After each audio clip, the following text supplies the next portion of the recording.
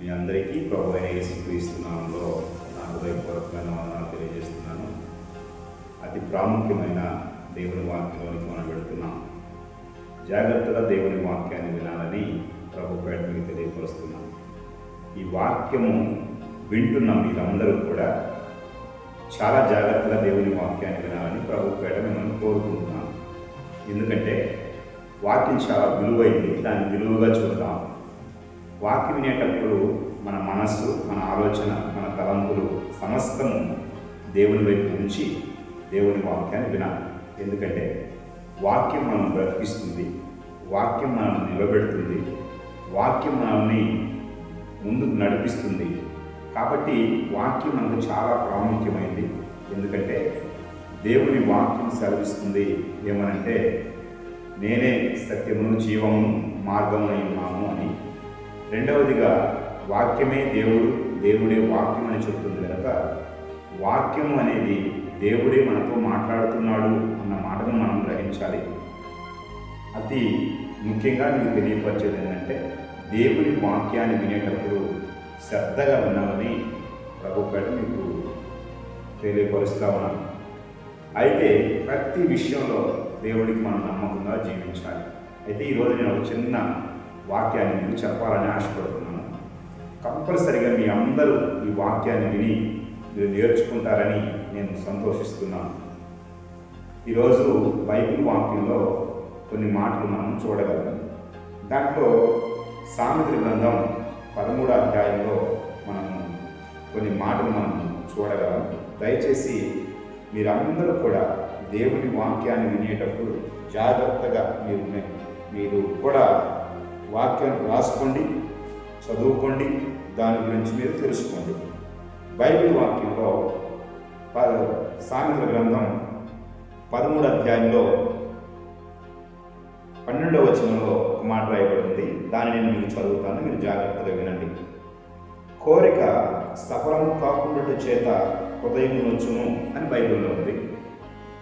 కోరిక సఫలము కాకుండా చేత హృదయం నొచ్చును అని బైబిల్ చెప్తుంది. ఈ మాటని మీరు జాగ్రత్తగా వినండి, తెలుసుకోండి. ఎందుకంటే ఇది చాలా అవసరం. ఇది అందరూ కూడా మనందరి జీవితాల్లో మనం ఇలా చూస్తాం. బైబిల్ చెప్తున్న మాట ఏంటి? కోరిక సఫలము కాకుండా చేత హృదయము నొచ్చును అని బైబిల్ చెప్తుంది. అంటే మనం కోరుకున్న ఏ కోరికైనా తీరకపోతే మన హృదయం బాధపడుతుంది అని స్పష్టంగా తెలియపరచబడుతుంది. ప్రతి మనిషికి ఏదో ఒక కోరిక భూమి మీద ఉండే ఉంటుంది. కోరిక లేని మానవుడు భూమి మీద ఎవరు లేరు. అయితే ప్రతి వాడు తన కోరిక తీరలేక చాలా బాధపడుతూ ఉన్నాడు. అందుకని బైబిల్ చెప్తుంది, కోరిక తీరకపోవడం వల్ల హృదయం బాధపడుతుంది, నొచ్చుకుంటుంది అని. చాలామంది తను అనుకున్నది జరగలేదని చాలామంది బాధపడుతూ ఉంటారు. చాలామంది నేను చేసేది అవలేదు అని బాధపడేవాళ్ళు ఉన్నారు. చాలామంది రకరకాలైన వాళ్ళు ఉన్నారు.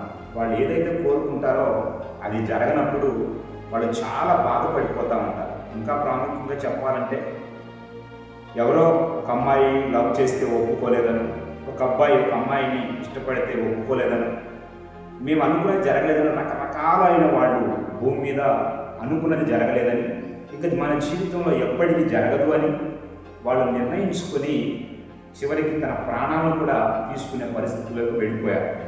ఇప్పుడు చాలామంది క్రైస్తవులైనా దేవుని బిడ్డలైనా మీ అందరికీ నేను తెలియపరిచే విషయం ఏంటంటే, మనం కూడా యేసు ప్రభు దగ్గరికి వస్తాం, ప్రార్థనలు చేస్తాం, దేవునికి నమ్మకంగా బ్రతుకుతున్నాం అనుకుంటాం. కానీ ఏదైనా జరగలేదు అనుకో, మనం హృదయంలో చాలా బాధపడిపోతాం.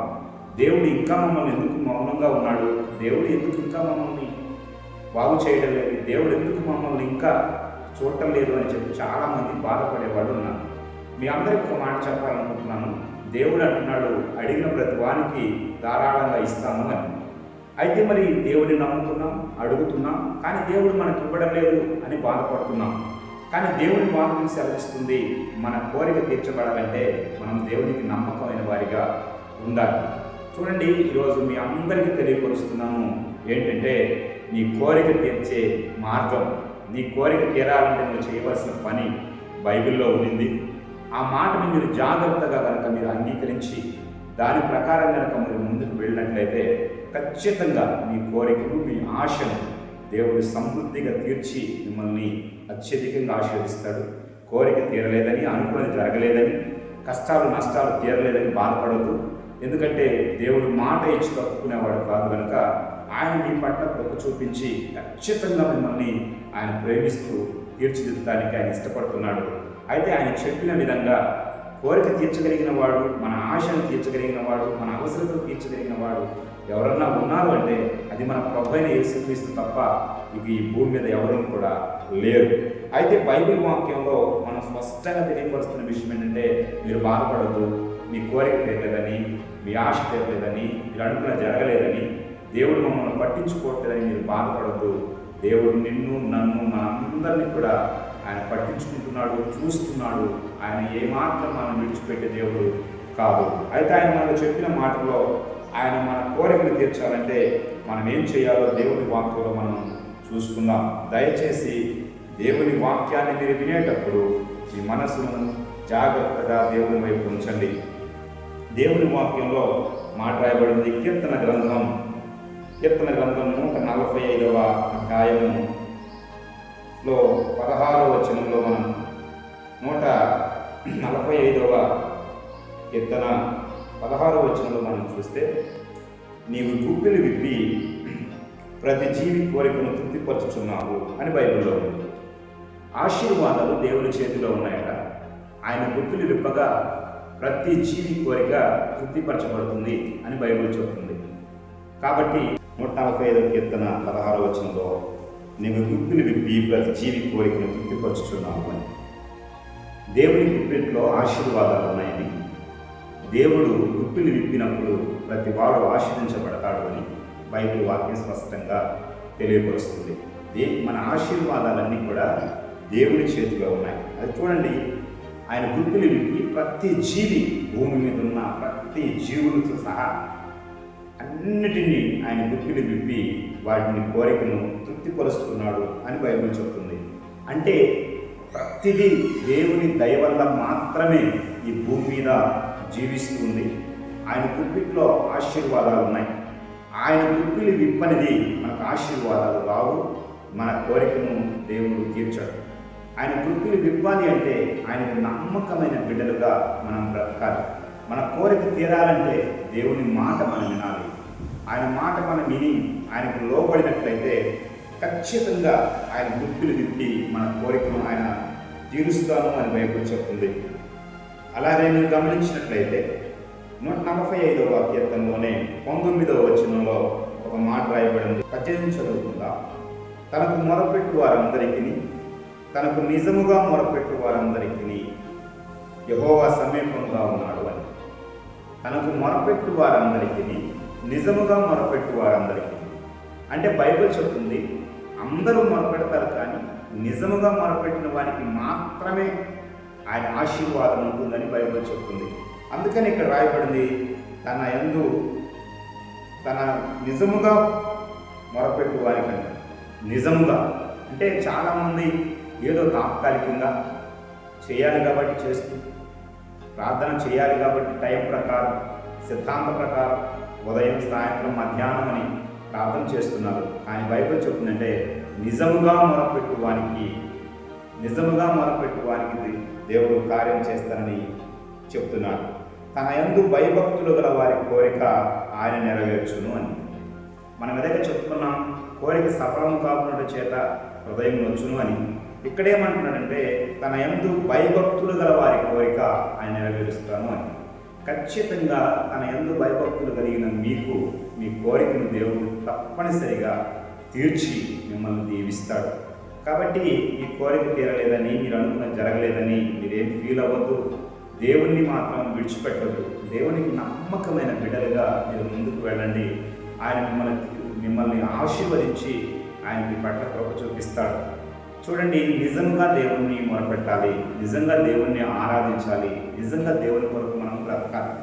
అలా మనం చేసినప్పుడు మాత్రమే దేవునికి మనము ఇష్టమవుతాం. చాలామంది భక్తులు ఈ రోజుల్లో ఎక్కడ ఎక్కువ జనం ఉంటే, లేకపోతే ఎక్కడ బాగా జరుగుతుంది అని తెలుసుకొని ఎక్కడ అని చెప్పి అనేక ప్రాంతాలకు వెళుతూ దేవుని దగ్గరికి వెళ్తున్నామని అనుకుంటున్నాను.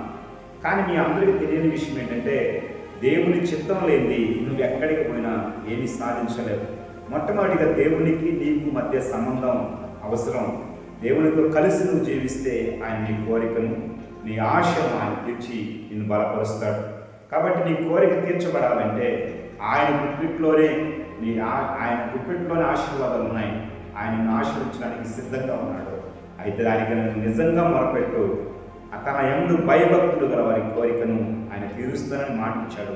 ఖచ్చితంగా నీ మాటను ఆయన అంగీకరిస్తాడు, నీ ప్రార్థన అంగీకరిస్తాడు. నీకు కావలసినవన్నీ కూడా ఆయన సమృద్ధిగా దీవిస్తాడు. కాబట్టి నువ్వు ఎలాంటి స్థితిలో ఉన్నా, కష్టాల్లో ఉన్నా, నష్టాల్లో ఉన్నా, బాధల్లో ఉన్నా, ఇబ్బందుల్లో ఉన్నా, ఎలాంటి పరిస్థితుల్లో నువ్వు ఉన్నా, నువ్వు ఒక్కటే గుర్తుపెట్టుకో, నేను నా కోరిక తీరలేదు కాబట్టి, నా ఆశ తీరలేదు కాబట్టి, నాకెందుకు ఈ జీవితం, దేవుడు నాకేం చేశాడు అని అనవద్దు. ఎందుకంటే దేవుడు సమృద్ధిగా సమస్తము చేయగలిగిన దేవుడు కనుక ఆయన మాటను మీరు అంగీకరించి ఆయన మాటకు మీరు లోబడండి. మీ కోరికను, మీ ఆశను తీర్చి ఆయన మిమ్మల్ని తృప్తిపరుస్తాడు. ఎవరైతే ఆయన యందు భయభక్తులు కలిగి ఉంటారో, ఆయనకు నమ్మకమైన వారిగా ఉంటారో ఆయన వారిని దీవిస్తాడు. చాలామంది దేవుని బిడ్డలుగా పేరు పెట్టుకొని దేవుని మందిరానికి వెళ్ళినప్పటికీ కూడా దేవుడు ఇంకా వారిని కరుణించడం లేదంటే ఏదో మనలో లోపం ఉన్నాయి. ఆ లోపాలను మనం సరిచేసుకుందాం, దేవుని ముందు ఒప్పుకొని విడిచిపెడదాం. ఆయన మనల్ని దీవిస్తాడు, ఆశీర్వదిస్తాడు. ఎందరైతే ఆయనకి నమ్మకమైన బిడ్డలుగా జీవిస్తారో ఆయన ఖచ్చితంగా వారిని దీవిస్తాడు.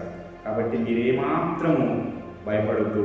దేవుడు మీ కోరికను, మీ ఆశను తీర్చడానికి ఆయన సిద్ధంగా ఉన్నాడు. ఏమాత్రం మీరు కంగారు పడద్దు, మీరేం భయపడద్దు. మీ కోరికను తీర్చేవాడు, మిమ్మల్ని బలపరిచేవాడు, మిమ్మల్ని దీవించేవాడు ప్రభువైన యేసుక్రీస్తు ఉన్నాడు. కాబట్టి ఆయన మన కోరికను తీరుస్తాడు, మన ఆశను తీరుస్తాడు. తన యందు భయభక్తులు గల వారి కోరికను ఆయన సమృద్ధిగా తీరుస్తాడు. కాబట్టి మీరందరూ కూడా తన యందు భయభక్తులు కలిగి తన యందు నమ్మకంగా ఉంచండి. ఎందుకంటే దేవుడు ఆశీర్వాదం ఇవ్వండి, మన జీవితంలో ఏమీ జరగదు. దేవుడు మనల్ని ప్రేమించండి, మనకెక్కడి నుంచి ఏది రాదు. దేవుడు మనల్ని స్వస్థపరచండి, మనకెక్కడి నుంచి ఆరోగ్యం రాదు. దేవుడు మనల్ని దీవించండి, ఎక్కడి నుంచి మనకు దీవెన రాదు. కాబట్టి దేవుడే మనల్ని పోషించి బతికించి నడిపించేవాడు కనుక దేవుడికి నమ్మకమైన బిడ్డలుగా మనం జీవిద్దాం. ఈ రోజుల్లో చాలామంది దైవ సేవకులు బయలుదేరారు. చాలామంది రకరకాలుగా బోధలు చేస్తున్నారు, రకరకాలుగా చెబుతున్నారు. కానీ దేవుడి వాక్యం సెలవిస్తుంది, తన యందు భయభక్తులు గల వారి కోరికను మాత్రం ఖచ్చితంగా ఆయన తీరుస్తాము అని చెప్పి ఆయన మాట ఇస్తున్నాడు. ఆయన మాట ప్రకారం మీరు అందరూ కూడా లోబడి ఉండండి. ఎందుకంటే ఆయన అడిగినవన్నీ ఇచ్చే దేవుడు ఆయన బిడ్డల్ని ఏమాత్రం సిగ్గుపడనివ్వడు. ఆయన నిజమైన దేవుడు, సర్వశక్తి కలిగిన దేవుడు, నమ్మకమైన దేవుడు, నమ్మదగిన దేవుడు. ఎలాంటి పరిస్థితుల్లో అయినా సరే, ఎలాంటి కష్ట నష్టాలైనా సరే దేవునికి నువ్వు నమ్మకంగా జీవిస్తే ఆయన నిన్ను దీవించి ఆశీర్వదిస్తాడు. చదువుకున్నాం కదా మనం, కోరిక సఫలము కాకుండా చేత హృదయం నొచ్చును అని. అయితే ఇంకొక విషయం ఏంటంటే, బైబిల్ చెప్తున్న ప్రకారం కోరిక సఫలము కావాలి అంటే తన యందు భయభక్తులు కలిగి ఉండాలట, నిజముగా ఆయనను మొరపెట్టాలట. అలాగ మనం చేసినప్పుడు దేవుడు మనల్ని దీవిస్తాడు, ఆశీర్వదిస్తాడు. అత్యధికమైన కృపలో ఆయన మన అందరినీ కూడా జీవింపచేస్తాడని నమ్ముతున్నాను. కాబట్టి దేవుని వాక్యం మీరు విన్నారని నేను నమ్ముతున్నాను. ఇంకా అనేకమైన సంగతులు, అనేకమైన వాక్యాలు, అనేకమైన మర్మాలు మీ మధ్యకు తీసుకురావడానికి నేను సిద్ధంగా ఉన్నాను. గత 16 సంవత్సరాల నుంచి దేవుని సేవకుడిగా నేను పనిచేస్తున్నాను. అనేకమైన సత్యాలు మీ ముందుకు తీసుకురావాలని నేను రావడం జరిగింది. మీరు ఈ వాక్యాన్ని వినండి, ఆదరించండి. మీరు మాట్లాడాలనుకుంటే నాతో మాట్లాడచ్చు. ఖచ్చితంగా మీ కొరకు నేను ప్రార్థన చేస్తాను. మీరు తప్పనిసరిగా దేవుని వాక్యాన్ని వినడానికైనా, లేదు మీరు ప్రార్థన చేయించుకోవడానికైనా, ఎలాంటి అవసరతలు మీకున్నా ఎనీ టైం మీరు ఫోన్ చేసినా తప్పనిసరిగా నేను మీ కొరకు ప్రార్థిస్తాను.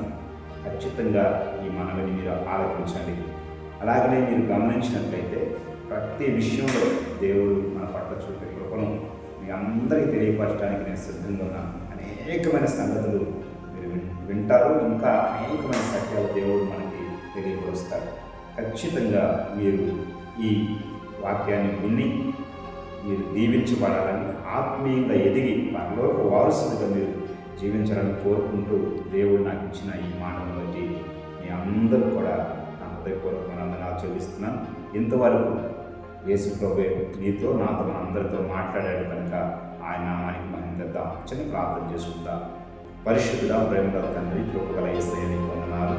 ఇంతవరకు ప్రభువా నీవే నాతోనూ మాతోనూ మా అందరితో మాట్లాడినందుకు నామానికి మహిమ ఘనత ప్రభావాలు చెల్లిస్తున్నాం. ప్రభువా ఈ వాక్యాన్ని అనేకమైన బిడ్డలు తెలియపరచబడడం సహాయం చేయమని, నీ కృపలో జ్ఞాపకం ఉంచుకోమని, నన్ను మీరు జ్ఞాపకం ఉంచుకోమని యేసునామములో ప్రార్థిస్తూ అడిగిన పొందుకొని ఆమె అందరికీ